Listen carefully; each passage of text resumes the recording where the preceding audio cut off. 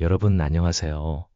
여러분이 무심코 해왔던 전자레인지로 음식을 데우는 습관이 어쩌면 여러분의 건강을 해치고 생명까지 위협할 수 있다는 사실을 알고 계셨나요?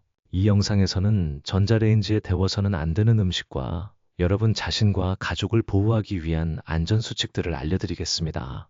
끝까지 시청해주세요. 얼마 전 아침 일찍 90세의 한 여성분이 구급차에 실려 병원으로 이송되었습니다. 원인은 전자레인지로 조리된 음식이었습니다.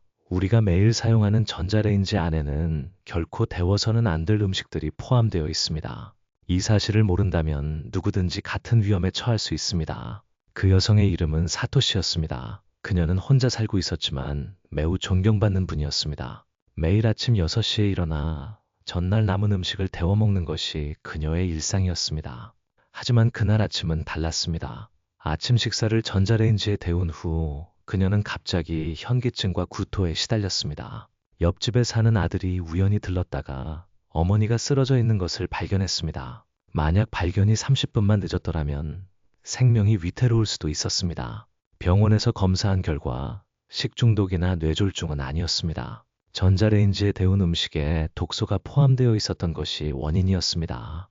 야마다 하쿠 씨는 45년간 소화기 내과 의사로서 수많은 환자를 진찰해왔습니다. 의사로서 그는 전자레인지의 위험한 사용법에 대해 설명합니다.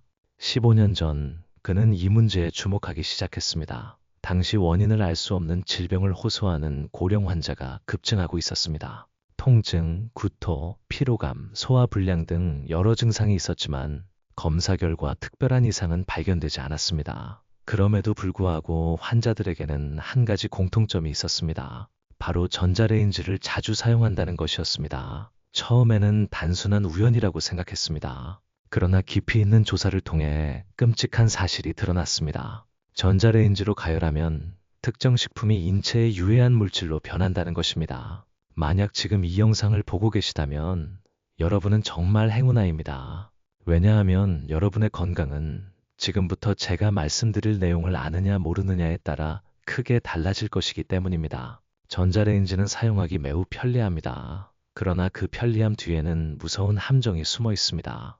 제 환자 중 한 분인 81세의 다나카 씨는 매주 같은 습관을 반복했습니다.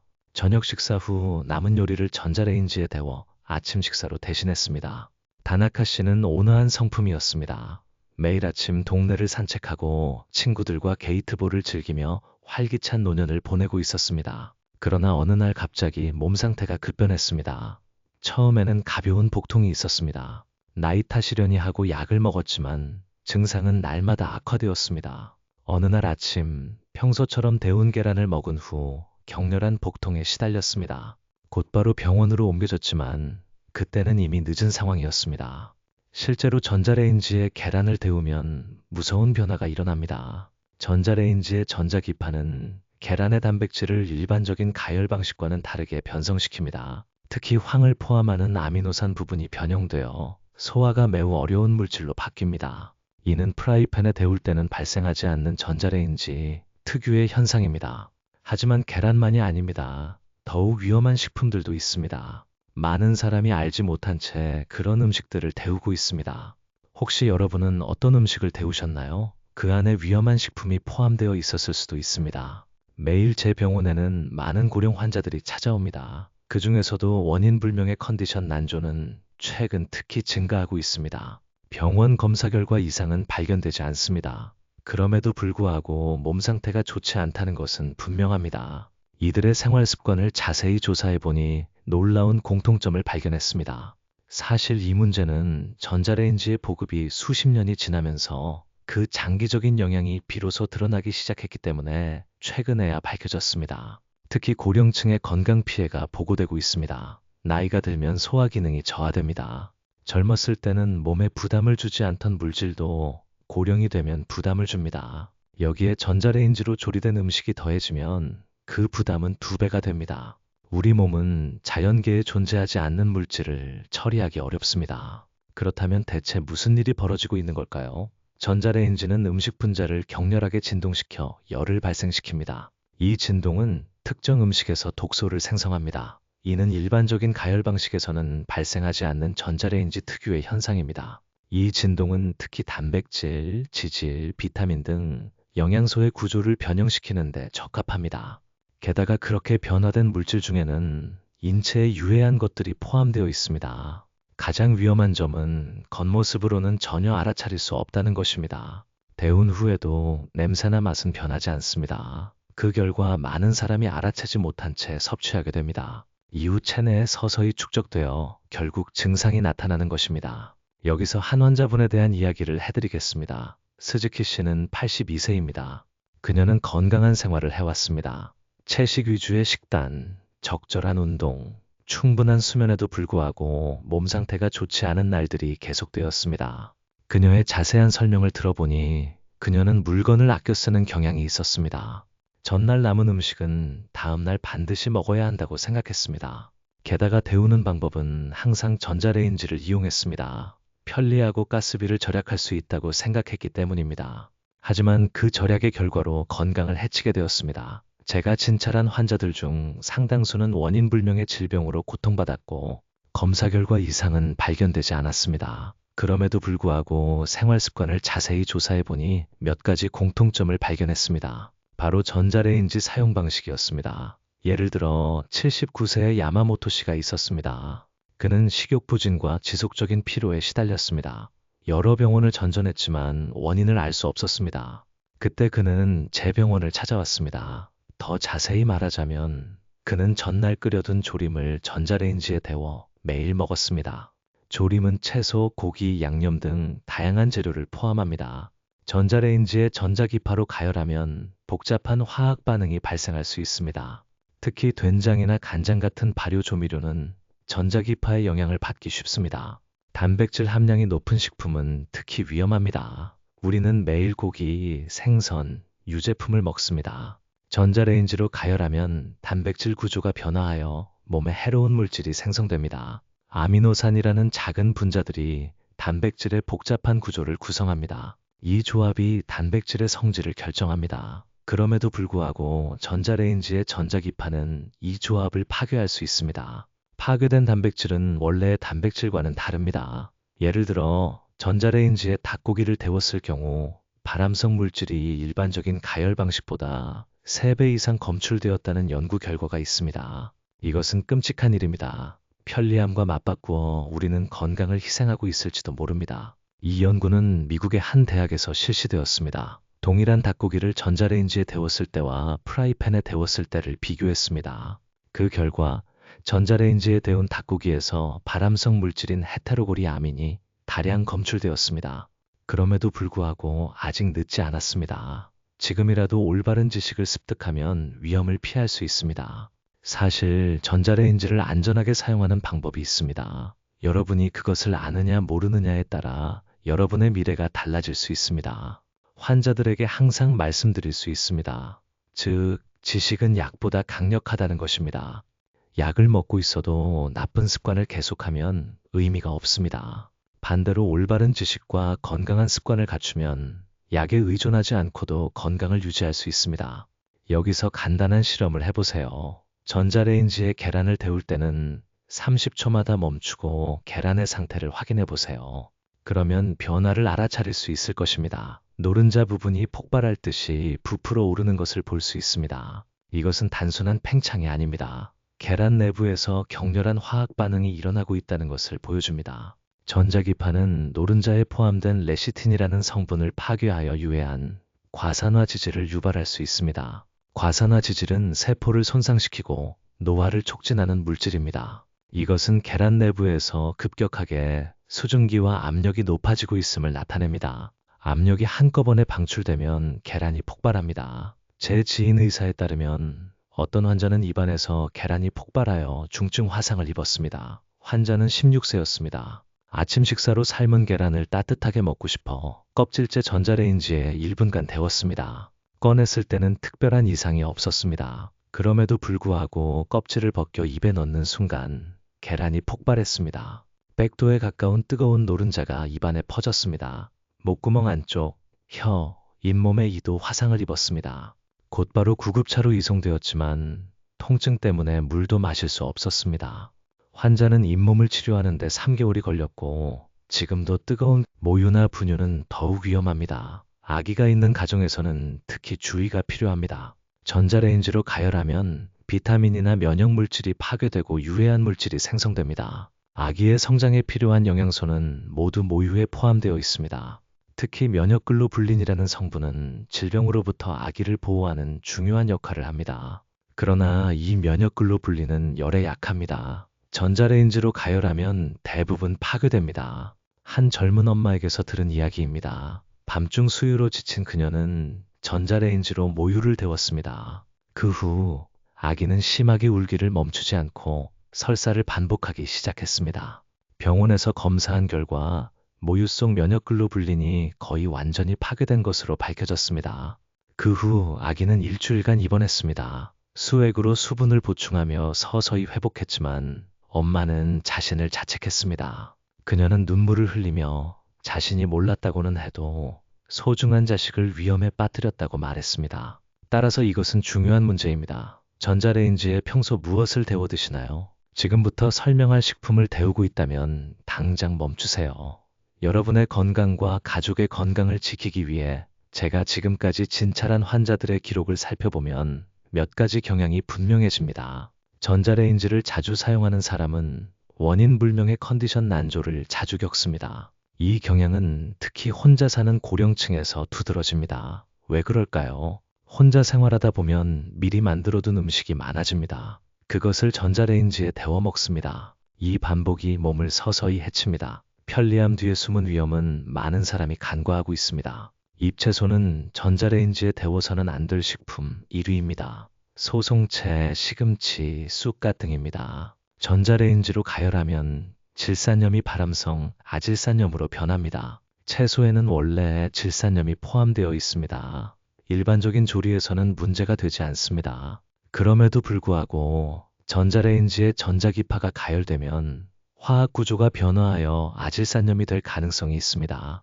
즉, 질산염을 발암, 물질로 바꿀 수 있습니다. 제 환자 중에는 전자레인지에 매일 아침 시금치 무침을 데워 먹던 78세 여성이 있었습니다. 그녀는 원인 불명의 위장장애와 빈혈에 시달렸습니다. 식단에 대해 자세히 설명해드리고 3개월 후에는 증상이 개선되었습니다. 나카무라 씨는 건강에 신경 쓰는 여성이었습니다. 빈혈을 예방하기 위해 철분이 많은 시금치를 매일 먹었습니다. 하지만 전자레인지로 조리하면 영양소가 파괴됩니다. 역설적입니다. 다음 위협은 버섯류입니다. 일본인이 좋아하는 버섯, 표고버섯, 팽이버섯 등을 전자레인지에 데우면 단백질이 변성되어 소화하기 어려운 물질로 변할 수 있습니다. 특히 한 번 조리한 버섯을 다시 데우는 것은 권장하지 않습니다. 버섯에는 에르고스테롤이라는 성분이 포함되어 있습니다. 비타민 D의 전구체로 알려진 이 성분은 유익합니다. 그럼에도 불구하고 전자레인지로 가열하면 이 성분이 변성되어 소화기관을 단축시키는 물질로 변할 수 있습니다. 85세 남성에 대해 이야기해 봅시다. 그는 버섯을 좋아해서 매일 먹었습니다. 전자레인지에 버섯 솥밥을 데워 먹는 것이 일상이었습니다. 그럼에도 불구하고 어느 날 식후 속 쓰림을 느끼기 시작했습니다. 병원에서 검사를 했음에도 불구하고 특별한 이상은 발견되지 않았습니다. 그 결과 버섯 솥밥이 전자레인지에 데워지고 있다는 사실을 알게 되었습니다. 이 습관을 그만두고 솥밥을 일반적인 방식으로 데우도록 하자 속쓰림이 개선되었습니다. 여기서 여러분께 알려드리고 싶은 간단한 해결책이 있습니다. 오랜 경험을 통해 저는 찜찜증법이라는 방법을 개발했습니다. 전자레인지를 피하면서도 빠르게 데울 수 있습니다. 이 방법은 사실 일본에서 유래한 오래된 지혜를 응용했습니다. 남은 음식을 데울 때는 항상 찜기를 사용했습니다. 증기로 데움으로써 식품의 영양소를 손상시키지 않고 맛을 유지했습니다. 이 지혜는 현재도 유효합니다. 먼저 가열하고 싶은 식품을 내열 용기에 넣어야 합니다. 다음으로 큰 스푼 하나 정도의 물을 더하고 랩을 느슨하게 덮습니다. 전자레인지의 온도를 절반으로 줄이고 중간에 저어줍니다. 이 방법으로 식품 전체가 균일하게 데워지고 유해 물질 생성이 최소화됩니다. 물을 더하는 이유를 궁금해하실 수 있습니다. 물을 더하면 전자기파의 에너지가 분산됩니다. 에너지가 물과 식품 모두에 흡수되므로 식품에 가해지는 부담이 줄어듭니다. 이것은 물리적으로 합리적인 접근 방식입니다. 식초를 더하면 이 방법이 가장 효과적입니다. 제 병원에서는 안전과 산이라고 부릅니다. 재료는 물 100ml, 식초 작은 스푼 1개, 소금 한 꼬집입니다. 이것들을 섞은 다음 전자레인지로 조리합니다. 가열 시간은 평소의 절반으로 줄이고 30초마다 멈춰서 저어가며 데워주세요. 이 방법은 단백질 변성을 방지하고 영양소 파괴를 최소화합니다. 이 방법을 가르쳐드린 환자분들로부터 매우 깊은 보고들이 많이 있습니다. 많은 분들이 속쓰림이 사라지고 식후 불쾌감이 없어졌으며 컨디션이 좋아졌다고 경험했습니다. 작은 변화가 큰 영향을 미칩니다. 여기까지 이야기해왔지만 전자레인지가 그렇게 위험하다면 사용하지 않으면 되지 않느냐고 생각하실 수도 있습니다. 하지만 현대 생활에서 전자레인지를 완전히 피하는 것은 어렵습니다. 올바른 사용법을 아는 것이 중요합니다. 사실 저도 전자레인지를 이용합니다. 그럼에도 불구하고 사용법에는 최신의 주의를 기울이고 있습니다. 무엇을 데울지, 얼마나 오래 데울지, 어떤 용기를 사용할지는 모두 이유가 있으며 안전성을 고려합니다.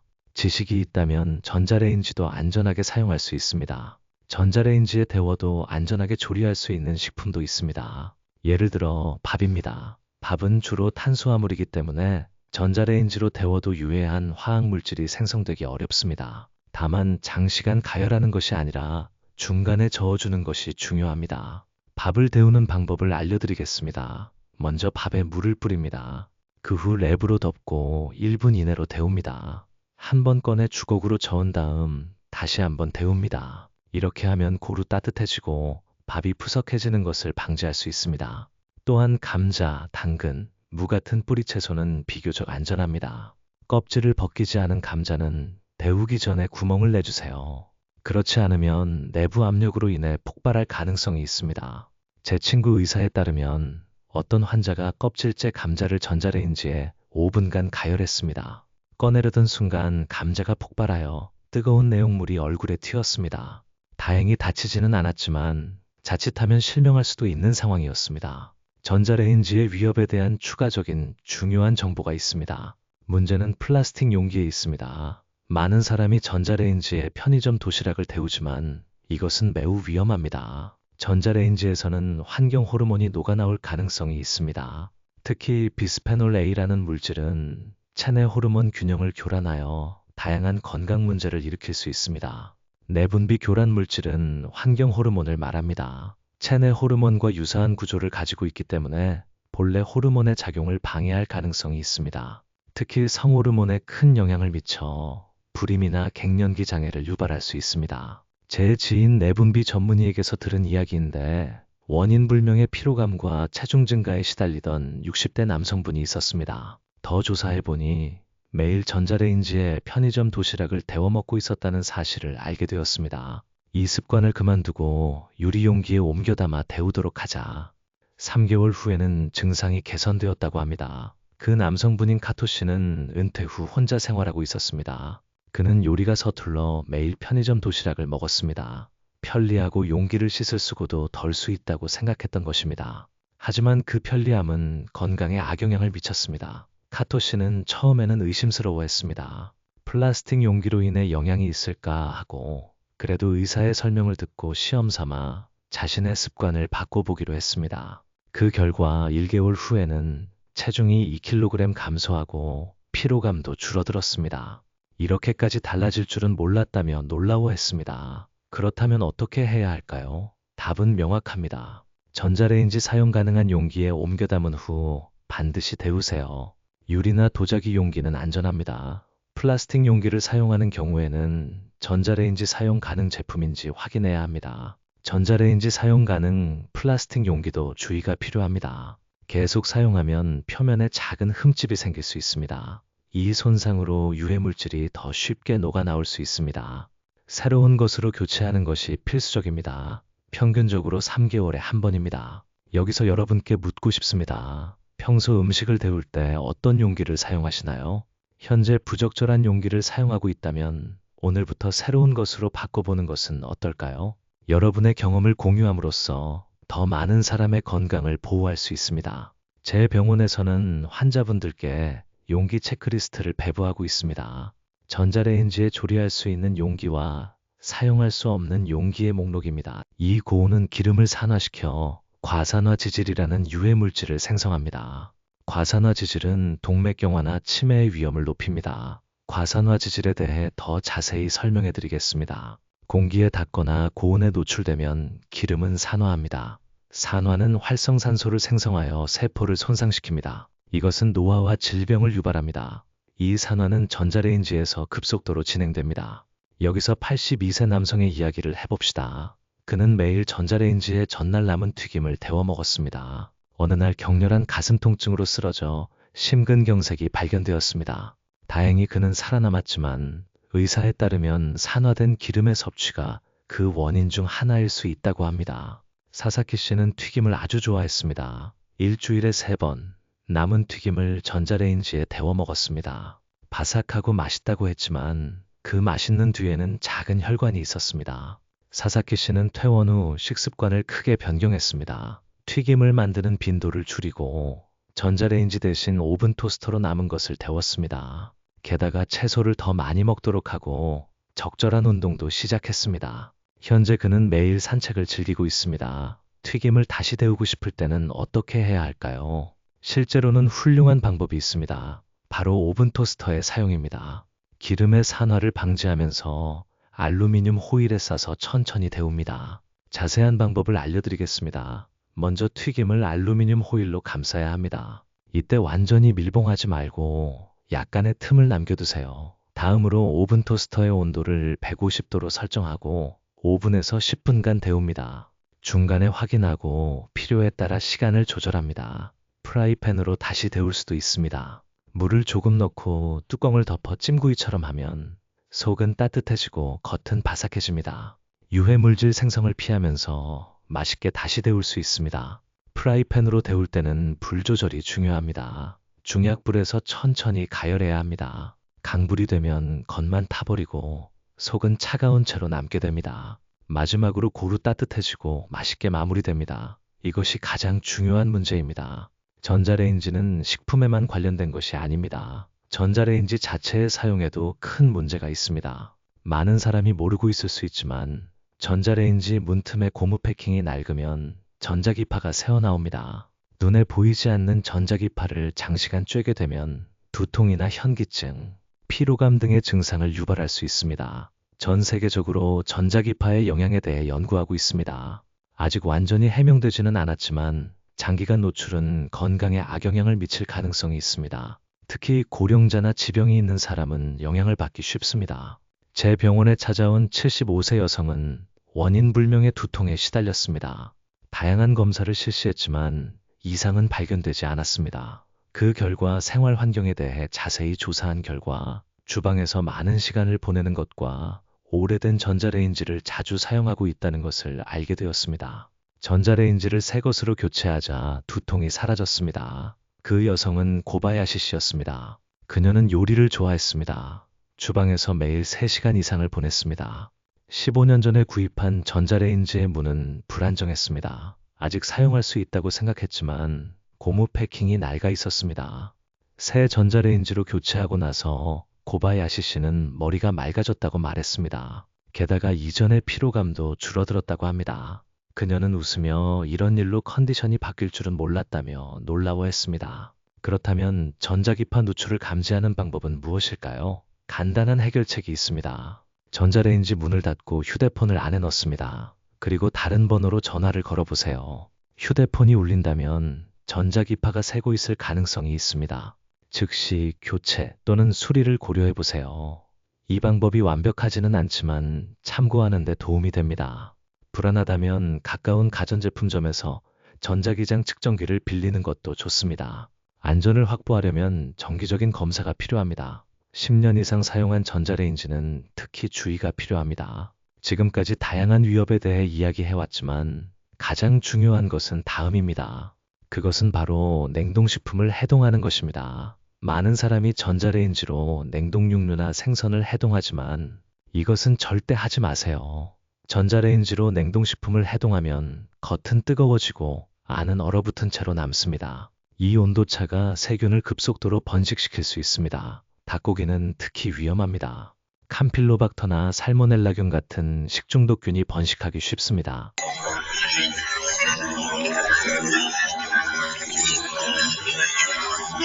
좋은 습관을 계속하면 건강해지고 나쁜 습관을 계속하면 병이 나고 이 두 가지 측면이 동시에 발생합니다. 전자레인지 사용법을 바꾸는 것은 미래 건강을 위한 첫걸음입니다. 나이가 든다는 것은 많은 경험을 얻는 것입니다. 건강을 유지하기 위해 이 경험을 기억하세요. 젊었을 때는 체력으로 이겨낼 수 있던 일도 나이가 들면서 어려워집니다. 그래서 지식과 지혜가 필수적입니다. 재은사님은 의사의 일은 환자를 치료하는 것이 아닙니다. 병에 걸리지 않도록 하는 것이며 예방이 곧 치료입니다. 오늘 제가 이야기한 내용은 예방에 관한 지식입니다. 마지막으로 여러분께 알려드리고 싶은 것이 있습니다. 건강하고 장수하는 것은 자신만의 노력의 결과가 아닙니다. 가족, 친구, 사회를 위해서도 건강하게 있는 것은 다른 사람들을 행복하게 합니다. 제 어머니는 92세에 돌아가셨습니다. 돌아가시는 순간까지 스스로 식사하시고 자신의 발로 걸으셨습니다. 어머니의 입버릇은 남에게 폐를 끼치지 않고 살고 싶다였습니다. 그래서 건강을 유지하고 올바른 정보를 계속 수집하셨습니다. 어머니에게서 배운 것은 노력하면 건강해진다는 것입니다. 매일 작은 일들을 하는 것만으로도 건강 수명이 길어집니다. 현대의 전자레인지 사용법을 다시 검토하는 것도 그 작은 단계입니다. 그러나 그 일련의 행동이 큰 영향을 미칩니다. 누구에게나 소중한 사람이 있을 것입니다. 여러분의 가족, 친구, 자녀들을 위해서라도 건강하게 있어주세요. 게다가 오늘 배운 것을 다른 사람에게도 전달해 주세요. 건강의 고리를 넓힘으로써 모두가 행복해집니다. 멋진 하루하루를 진심으로 기원합니다. 앞으로도 함께 건강에 대해 배우도록 합시다.